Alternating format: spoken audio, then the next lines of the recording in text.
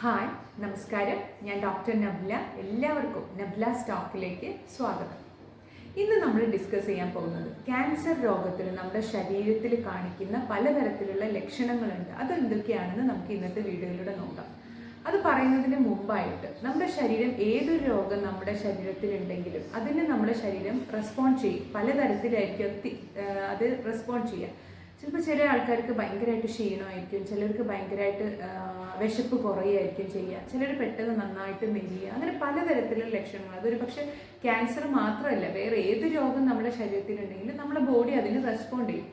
അപ്പം നമ്മൾ ഒരിക്കലും അത് നമ്മൾ നെഗ്ലക്റ്റ് ചെയ്ത്, അതായത് നമ്മൾ ഒഴിവാക്കി വിടാതെ നമ്മൾ തീർച്ചയായും ആ ഒരു ലക്ഷണം നമ്മൾ തീർച്ചയായും ഒരു ഡോക്ടറെ അടുത്ത് പോയി കാണിക്കുകയും നമ്മൾ അതിന് പ്രോപ്പറായിട്ടുള്ള ഏർലി മെഡിസിൻ, അതായത് തുടക്കത്തിൽ തന്നെ നമ്മൾ അതിനുള്ള മരുന്നുകൾ നമ്മൾ എടുക്കുകയാണെങ്കിൽ നമുക്ക് തീർച്ചയായും ആ ഒരു രോഗത്തെ തുടക്കത്തിൽ തന്നെ തിരിച്ചറിയാൻ പറ്റുകയും അത് നമുക്ക് തുടക്കത്തിൽ തന്നെ അത് ഇല്ലാതാക്കാനും കഴിയും.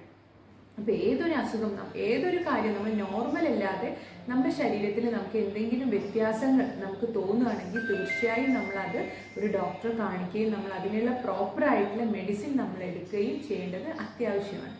അപ്പോൾ നമുക്ക് തീർച്ചയായും ഇന്നത്തെ വീഡിയോയുടെ ടോപ്പിക്, അതായത് ഇന്നത്തെ തംബ്നെയിലിൽ കണ്ട പോലെ ക്യാൻസർ രോഗത്തിന് നമ്മുടെ ശരീരം എന്തൊക്കെ ലക്ഷണങ്ങളാണ് കാണിക്കുന്നതെന്ന് നമുക്ക് ഇന്നത്തേലൂടെ നോക്കാം.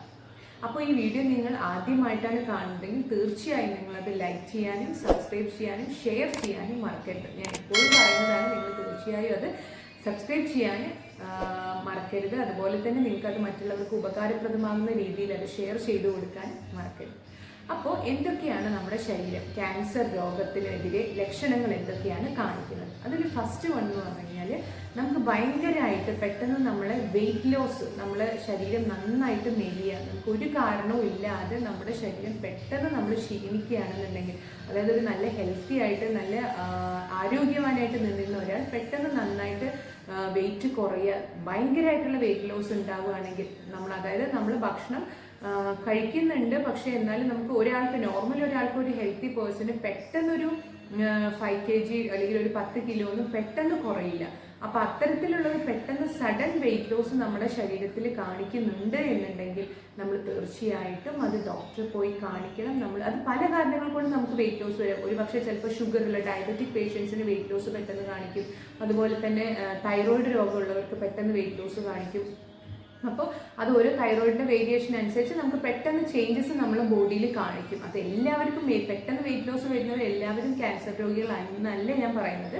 പക്ഷെ നമുക്ക് ചില ആൾക്കാർക്ക് ഇത്തരത്തിലുള്ള പെട്ടെന്ന് നമ്മുടെ ശരീരത്തിൽ ചേഞ്ചസ് കാണിക്കുകയാണെന്നുണ്ടെങ്കിൽ അത് എന്താണ് കാരണം എന്നുള്ളത് നമ്മൾ ഡോക്ടറെ പോയി കാണിച്ച് നമ്മൾ അതിനുള്ള മെഡിസിനും കാരണങ്ങളും എടുക്കുക. ചിലപ്പോൾ അതൊരു തൈറോയിഡ് രോഗം കൊണ്ടായിരിക്കും. അപ്പോൾ നമുക്ക് തുടക്കത്തിൽ തന്നെ തൈറോയിഡ് മനസ്സിലാക്കാനും അതിനുള്ള മെഡിസിൻസ് എടുത്തു കഴിഞ്ഞാൽ നമുക്കത് കറക്റ്റ് ആവും.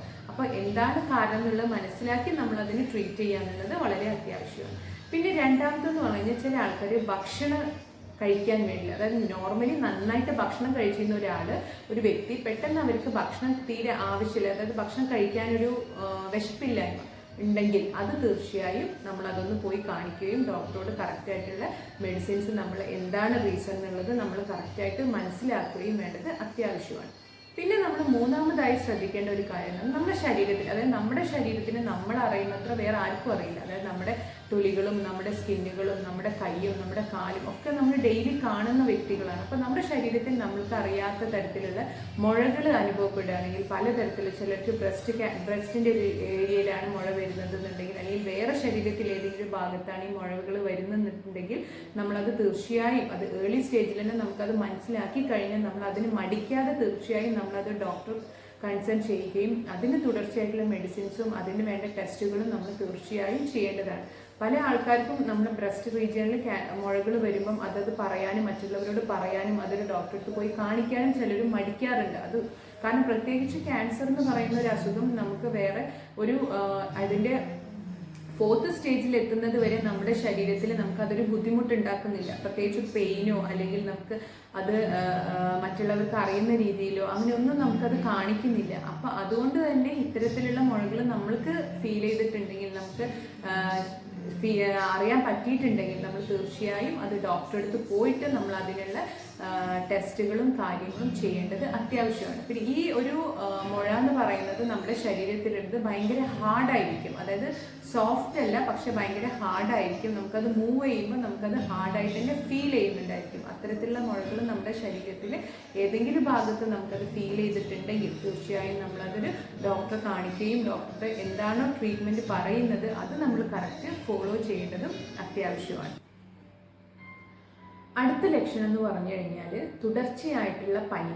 പല രോഗങ്ങളുടെയും ഒരു ഇനീഷ്യൽ തുടക്കത്തിൽ തന്നെയുള്ള ഒരു ലക്ഷണം എന്ന് പറയുന്നത് പനിയാണ്. പല അസുഖങ്ങൾ, ഇപ്പം നിപ്പ ആണെങ്കിലും, നിപ്പ എന്നല്ല ഏതൊരു അസുഖങ്ങളും നമ്മൾ എടുക്കുകയാണെങ്കിലും നമ്മുടെ ശരീരത്തിൽ ഫസ്റ്റ് കാണിക്കുന്ന ലക്ഷണം എന്ന് പറഞ്ഞു കഴിഞ്ഞാൽ പനിയായിരിക്കും. അത് സിവിയർ ആയിട്ടുള്ള പനി, നോർമൽ വൈറൽ ഫീവറിൻ്റെ പനി പോലെയല്ല, പക്ഷെ ഭയങ്കരമായിട്ടുള്ള പനിയായിരിക്കും, കണ്ടിന്യൂസ് ആയിരിക്കും. നമ്മൾ എത്ര ആൻറ്റിബയോട്ടിക്കും അല്ലെങ്കിൽ എത്ര നമ്മൾ നോർമൽ പാരസെറ്റമോൾ കഴിച്ചാലും നമ്മുടെ ശരീരത്തിൽ നിന്ന് അത് ആ ഒരു സമയത്ത് നമുക്ക് കുറച്ച് കുറയുന്നതല്ലാതെ പിന്നീട് നമ്മുടെ ശരീരത്തിൽ ഭയങ്കരമായിട്ട് പനി കാണിക്കുന്നുണ്ടെന്നുണ്ടെങ്കിൽ നമ്മൾ തീർച്ചയായും ഒരു ഡോക്ടറെ കാണിക്കേണ്ടത് അത്യാവശ്യമാണ്.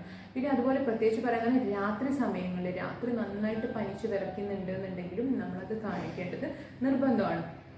അപ്പോൾ പനി നമ്മൾ പറഞ്ഞു. അതുപോലെ തന്നെ ശരീരത്തിൽ മുഴകൾ ഉണ്ടെങ്കിൽ നമ്മൾ തീർച്ചയായും അതിനുള്ള കൺസേൺ എടുക്കണം. അതുപോലെ തന്നെ നമ്മൾ പറഞ്ഞു പെട്ടെന്നുള്ള വെയിറ്റ് ലോസ്, അതായത്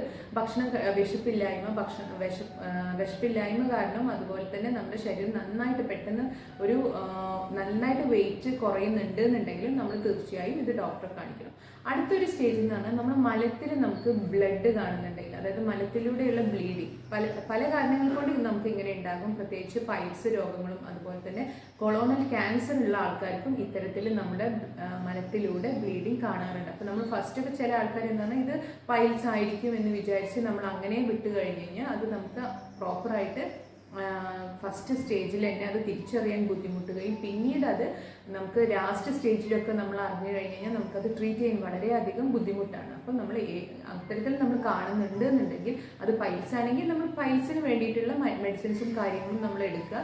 അല്ല നമ്മളത് വേറെ ഒന്നും അല്ല എന്നുള്ളത് നമ്മളത് മനസ്സിലാക്കേണ്ടത് അത്യാവശ്യമാണ്. അപ്പം ഇത്തരത്തിലുള്ളതിൽ തന്നെ നമ്മൾ ചെറുത് നമ്മൾ ആദ്യം തന്നെ കാണുമ്പോൾ അത് നെഗ്ലക്റ്റ് ചെയ്ത്, അതായത് അത് ഒഴിവാക്കി വിടാതെ നമ്മൾ അത് ഏതാണോ അസുഖം എന്നുള്ളത് കണ്ടെത്തി അതിനെ ട്രീറ്റ് ചെയ്യുക എന്നുള്ളത് വളരെ അത്യാവശ്യമാണ്. പിന്നെ നമ്മുടെ സ്കിന്നിൽ നമുക്ക് പലതരത്തിലുള്ള ക്യാൻസേഴ്സ് വരാനുള്ള ചാൻസ് ഉണ്ട്. അപ്പോൾ അത് നമുക്ക് പ്രധാനമായിട്ടും അത് കളർ ചേഞ്ച്, പലതരത്തിലുള്ള റാഷസ് ഉണ്ടായിരിക്കും, അല്ലെങ്കിൽ കരിമ്പാറകൾ, അങ്ങനത്തെ പലതരത്തിലുള്ള സ്കിന്നിലുണ്ടാകുന്ന ഗ്രോത്തുകളും അതുപോലെ തന്നെ സ്കിന്നിലുണ്ടാകുന്ന കളർ ചേഞ്ചുകളും നമ്മൾ തീർച്ചയായും ശ്രദ്ധിക്കേണ്ടത് അത്യാവശ്യമാണ്. അത് എങ്ങനെ മനസ്സിലാക്കുക എന്നുള്ളത് അതിൻ്റെ ടെക്സ്ചർ അനുസരിച്ച് ചിലപ്പോൾ അത് ഷേപ്പിൽ വ്യത്യാസം ഉണ്ടായിരിക്കും, അതുപോലെ തന്നെ അതിൻ്റെ ബോർഡേഴ്സ് എല്ലാം ഇറഗുലർ ആയിരിക്കും, അതിൻ്റെ കളറിൽ വ്യത്യാസം ഉണ്ടായിരിക്കും. അതിൻ്റെ ആ ഒരു വ്യത്യാസം അനുസരിച്ച് അതിനെ നമുക്ക് ഐഡന്റിഫൈ ചെയ്യാൻ പറ്റും. അപ്പോൾ നിങ്ങൾക്ക് അങ്ങനെ എന്തെങ്കിലും നമ്മുടെ ശരീരത്തിൽ നമ്മൾ മനസ്സിലാക്കുകയാണെന്നുണ്ടെങ്കിൽ തീർച്ചയായും നിങ്ങളതൊരു വിദഗ്ധ ഡോക്ടറുടെ സഹായം തേടേണ്ടത് വളരെ അത്യാവശ്യമാണ്. അടുത്തതെന്ന് പറയുമ്പോൾ നമ്മുടെ വായലെന്ന് പറഞ്ഞാൽ ഫസ്റ്റ് ഇനീഷ്യൽ ഇത്തരത്തിലുള്ള അസുഖങ്ങൾ ഫസ്റ്റ് കാണിക്കുന്നത് വായിലൂടെയാണ്. നമുക്ക് ഈസി ആയിട്ട് അത് ഐഡന്റിഫൈ ചെയ്യാൻ പറ്റും. ഇപ്പോൾ വായിലെന്ന് പറഞ്ഞു കഴിഞ്ഞാൽ ഒരാൾക്ക് അൾസർ കണ്ടിന്യൂസ് ആയിട്ട് എപ്പോഴും വായിൽ അൾസർ വരുന്നുണ്ടെന്നുണ്ടെങ്കിൽ അത് നമുക്ക് ഇത്തരത്തിലുള്ള രോഗങ്ങളുടെ ഒരു ലക്ഷണമായിട്ട് നമുക്ക് കാണാൻ സാധിക്കും. പലതരത്തിലും നമുക്ക് വായിൽ അൾസർ വരാം. ഒരുപക്ഷെ നമ്മുടെ ഒരുപാട് സ്ട്രെസ് ഉള്ള ഒരാൾക്ക്, ടെൻഷൻ ഉള്ള ഒരാൾക്ക്, എക്സാം സമയത്ത് കുട്ടികൾക്ക് കൂടുതലായിട്ട് കാണും. അതുപോലെ തന്നെ നമ്മുടെ പല്ലുകളുടെ ഷാർപ്പ് എഡ്ജുകൾ തട്ടിയിട്ട് നമുക്ക് വായിൽ അൾസർ വരാനുള്ള ചാൻസ് ഉണ്ട്. അങ്ങനെ പലതരത്തിലുള്ള കാരണങ്ങളുണ്ട്. അപ്പം നമ്മൾ വായിൽ കണ്ടിന്യൂസ് ആയിട്ട് നമുക്ക് അൾസർ വരുന്നുണ്ട് നമുക്ക് മനസ്സിലാക്കി കഴിഞ്ഞ് കഴിഞ്ഞാൽ നമ്മൾ തീർച്ചയായിട്ടും അതൊരു ഡോക്ടറെ അടുത്ത് കാണിക്കുക. ഇത്തരത്തിലുള്ള കാരണങ്ങൾ ഒന്നും അല്ലാതെയാണ് നമ്മുടെ വായിൽ അൾസർ വരുന്നുണ്ടെന്നുണ്ടെങ്കിൽ നമ്മൾ തീർച്ചയായും ഇതിനും നമ്മൾ ഒരു ഡോക്ടറെ പോയി കാണിച്ച് അത് പ്രത്യേക മെഡിസിൻസും ടെസ്റ്റുകളും നമ്മൾ തീർച്ചയായും ബയോപ്സികളും ചെയ്യേണ്ടത് അത്യാവശ്യമാണ്. പിന്നെ വായിൽ കാണിക്കുന്നതെന്ന് പറഞ്ഞാൽ പ്രത്യേകിച്ച് സ്മോക്കിംഗ് ചെയ്യുന്ന ആൾക്കാർക്ക്, അതുപോലെ പാൻപരാഗ് അങ്ങനത്തെ യൂസ് ചെയ്യുന്ന ആൾക്കാർക്ക് വായിൽ ക്യാൻസർ വരാനുള്ള സാധ്യത ഒരു 90 to 95% എന്തായാലും അവർക്ക് അത്തരത്തിലുള്ള ക്യാൻസർ വരാനുള്ള സാധ്യത കൂടുതലാണ്. അപ്പോൾ നമ്മൾ ഇത്തരത്തിലുള്ള ഹാബിറ്റ് ഉള്ളവരാണെങ്കിൽ തീർച്ചയായും അത് പെട്ടെന്ന് ഒഴിവാക്കുക എന്നുള്ളത് ബുദ്ധിമുട്ടാണ്. അതുകൊണ്ട് തന്നെ നമ്മൾ അത് യൂസ് ചെയ്യുന്നതിൻ്റെ അളവ് കുറച്ച് വന്നിട്ട് നമുക്ക് പതുക്കെ അത് നമുക്ക് കംപ്ലീറ്റ് ആയിട്ട് സ്റ്റോപ്പ് ചെയ്യാൻ സാധിക്കും. പിന്നെയെന്ന് പറഞ്ഞു കഴിഞ്ഞാൽ നമുക്ക് ഇപ്പം പല തരത്തിലുള്ള അതിനുള്ള സപ്ലിമെൻസുകളുണ്ട്. അതായത് നമുക്ക് സ്മോക്കിംഗ് മാറ്റാൻ തരത്തിലുള്ള ചൂയിങ് ഗംസുകളൊക്കെ അവൈലബിൾ ആണ്. അപ്പോൾ ആ ചൂയിങ് ഗം നമ്മൾ ഉപയോഗിക്കുന്നതിനനുസരിച്ചിട്ട് നമുക്ക് ആ ഒരു സിഗരറ്റ് വലിക്കുന്ന ആ ഒരു എഫക്റ്റ് മൈൽഡായിട്ട് കിട്ടും ചെയ്യും. എന്നാൽ നമുക്ക് ആ ഒരു സ്മോക്കിങ്ങിൽ പതുക്കെ നമുക്ക് നിർത്തി കൊണ്ടുവരാനും സാധിക്കും. അപ്പോൾ നമുക്ക് അങ്ങനെ സ്മോക്കിങ്ങും അതുപോലെ തന്നെ പാൻപരാഗൊക്കെ യൂസ് ചെയ്യുന്നവരുണ്ടെങ്കിൽ അത് പ്രത്യേകം ശ്രദ്ധിക്കണം. ഇനി നമുക്ക് കോമൺ ആയിട്ട് കണ്ടുവരുന്ന ലക്ഷണങ്ങളാണ് വിട്ടുമാറാത്ത ചുമ ഉണ്ടാകുക, അതുപോലെ വിട്ടുമാറാത്ത തലവേദന, അതുപോലെ തന്നെ എന്തെങ്കിലും ഭക്ഷണങ്ങൾ നമുക്ക് ഇറക്കാനുള്ള ബുദ്ധിമുട്ട്. എപ്പോഴും നമുക്ക് വയറഴ്ചയിലെ ഗ്യാസ്ട്രിക് ബുദ്ധിമുട്ടുകൾ കാണുന്നുണ്ട് എന്നുണ്ടെങ്കിലും അത് നമ്മൾ തീർച്ചയായും ഒരു ഡോക്ടറെ കാണിക്കണം. നമ്മളുടേതായിട്ടുള്ള രീതിയിൽ വെറുതെ ഗ്യാസ്ട്രിക് ഗുളികകൾ കഴിച്ചിട്ട് നമ്മളത് സബ്സൈഡ് ചെയ്ത് നീട്ടി കൊണ്ടുപോകാതെ ഇരിക്കുക. അപ്പം ചിലപ്പോൾ ഒരു ഗ്യാസ്ട്രിക് പ്രോബ്ലം കൊണ്ടായിരിക്കാം നമുക്ക് അത്തരത്തിലുള്ള വയറച്ചിൽ അല്ലെങ്കിൽ ബുദ്ധിമുട്ടുകളൊക്കെ കാണിക്കുന്നത്. അത് ചിലപ്പോൾ നമ്മളൊരു ഡോക്ടറെ കാണിച്ച് നമ്മളത് മനസ്സിലാക്കി അതിനനുസരിച്ച് മരുന്ന് കഴിക്കുകയാണെങ്കിൽ നമുക്കത് തടയാൻ സാധിക്കും. ഏതൊരു അസുഖമാണെങ്കിലും നമ്മൾ അതിൻ്റെ കാരണം കണ്ടെത്തി അതിനെ ട്രീറ്റ് ചെയ്യുകയാണെങ്കിൽ നമുക്ക് ആ അസുഖം സ്റ്റോപ്പ് ചെയ്യാൻ സാധിക്കും. അപ്പം ഇപ്പോൾ നമ്മളൊരു ഡോക്ടർക്ക് നമ്മൾ ഏത് അസുഖമായിട്ടാണോ ചെല്ലുന്നത് അപ്പോൾ ഡോക്ടർ നിർദ്ദേശിക്കുന്ന എക്സ്റേ ആണെങ്കിലും ബയോപ്സി ആണെങ്കിലും അല്ലെങ്കിൽ വേറെ സ്കാനിങ് ആണെങ്കിലും എന്താണോ ഡോക്ടർ പറയുന്നത് അത് നമ്മൾ അപ്പം തന്നെ അത് ടെസ്റ്റ് ചെയ്ത് നമ്മൾ അതൊന്നും അല്ല അല്ലെങ്കിൽ ഇത് എന്തുകൊണ്ടാണ് ഇത്തരത്തിലുള്ളത് എന്നുള്ളത് കണ്ടെത്തി നമ്മൾ ട്രീറ്റ് ചെയ്യുകയാണെങ്കിൽ നമുക്കത് ഏത് സ്റ്റേജിൽ ഏത് അസുഖമാണെങ്കിലും നമുക്കതിനെ തടയാൻ സാധിക്കും.